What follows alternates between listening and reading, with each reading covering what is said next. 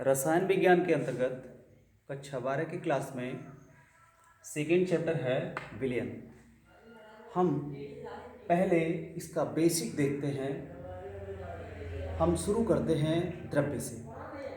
हम जानते हैं संसार के प्रत्येक अवयव ही द्रव्य है।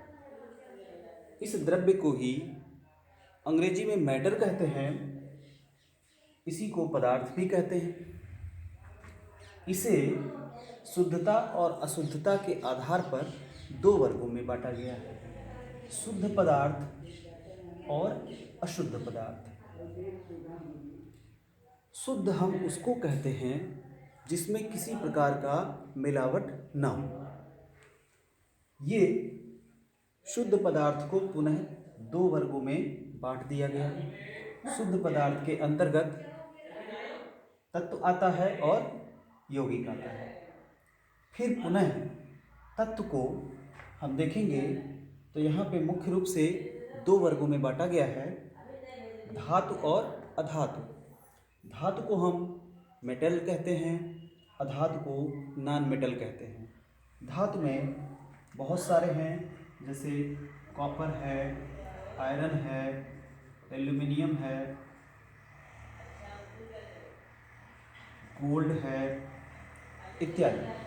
अधातु में कार्बन है, ऑक्सीजन है, नाइट्रोजन है, ये सभी अधातु में आते हैं। और उपधातु वो होते हैं जिनमें धातुओं और अधातुओं दोनों के बीच का गुण पाया जाता है। फिर इसके बाद हम आते हैं अशुद्ध पदार्थ को देखते हैं। इसका अर्थ होता है अशुद्धता। अशुद्ध किसको माना जाता है? जब किसी चीज़ में कोई अन्य चीज़ मिलाई जाती है। तो जब हम मिलाते हैं तो उस मिलाने के बाद जो बनता है उसको हम मिश्रण भी कहते हैं। अब ये जो मिश्रण है इसको दो वर्गों में बांटा गया है, समांग मिश्रण और विषमांग मिश्रण। समांग मिश्रण क्या होता है? ऐसे मिश्रण जिनके अवयव अलग अलग दिखाई नहीं देते हैं। जैसे जल में हमने चीनी मिलाया, तो जल में हमने चीनी मिलाया, उसके बाद घुल जाएगा और घुलने के बाद अलग अलग चीनी और जल अलग अलग नहीं दिखाई देगा। वहीं पे हम देखते हैं विषमांगी मिश्रण। ऐसा मिश्रण जिसमें अलग अलग दिखाई दे अवयव, जो अवयव हम मिला रहे हैं वो अलग अलग दिखाई दे, तो इस समांगी मिश्रण को ही हम विलयन कहते हैं। और विलयन की परिभाषा हम पढ़ेंगे, यही चैप्टर है। तो यहाँ पे इसका बेसिक पॉइंट ये हमने देखा कि कहाँ से हम चले हैं और फिर कहाँ पे पहुँचे हैं। तो फिर इस चार्ट को आप नोट कर सकते हैं स्क्रीनशॉट के माध्यम से।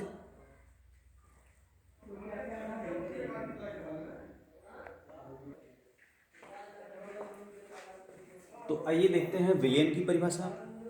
दो या दो से अधिक पदार्थों के समांगी मिश्रण को विलयन कहते हैं। अब हम देखते हैं ये जो विलयन है, द्विअंगी विलयन भी हो सकता है और त्रिअंगी विलयन हो सकता है। यहाँ पे परिभाषा है दो या दो से अधिक, यानी जब हम दो पदार्थों को मिलाएंगे और एक विलयन बनेगा तो उस विलयन को हम क्या कहेंगे? द्विअंगी विलयन। आइए इसको समझते हैं। जैसे हमारे पास यहाँ पे जल है और इसमें हमने क्या ऐड कर दिया? चीनी। इसमें हमने चीनी मिलाया, इसके बाद ये चीनी घुल जाएगा उसके अंदर, ठीक है। तो ये इसमें एक घटक है जल और दूसरा घटक है चीनी। अब देखो, जो जल है इसको हम कहते हैं विलायक, और जो चीनी है उसके अंदर घुलेगा ये है विलेय, और जब विलायक में विलेय घोल देते हैं तो बन जाता है विलयन। और ये इसमें कितने अवयव हैं? दो ही हैं, जल है और चीनी है। तो ये किस प्रकार का विलयन हुआ? द्विअंगी विलयन हुआ। ये द्विअंगी विलयन हुआ। इसी प्रकार से इसमें हमने चीनी मिलाया, और फिर नमक भी मिला दिया। घुल जाएगा इसके अंदर, और जब घुल जाएगा तो ये क्या है? विलायक है। ये क्या है? विलेय है। ये क्या है? विलेय है। और इनसे तैयार हुआ विलयन। और ये किस प्रकार का विलयन होगा?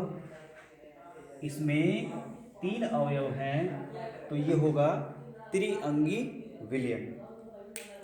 अब थोड़ा सा हम यहाँ पे विलेय, विलायक और विलयन को पुनः समझ लेते हैं।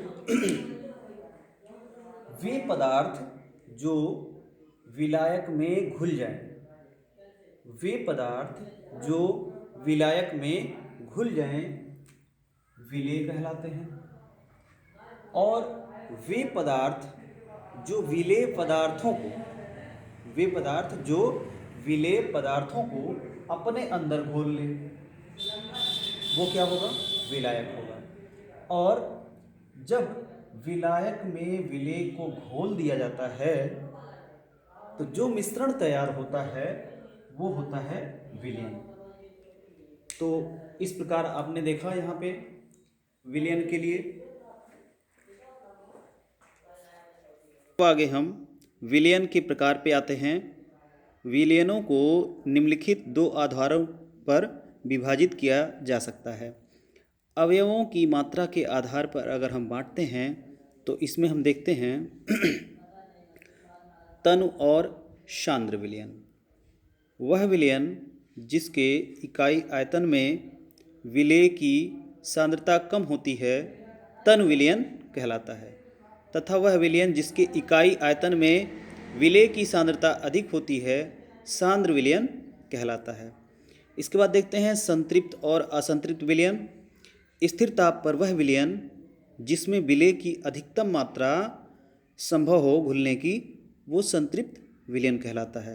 और वह विलयन जिसमें विलेय की मात्रा संतृप्त के लिए आवश्यक मात्रा से कम होता है वह असंतृप्त विलयन कहलाता है। अति संतृप्त विलयन पे आते हैं।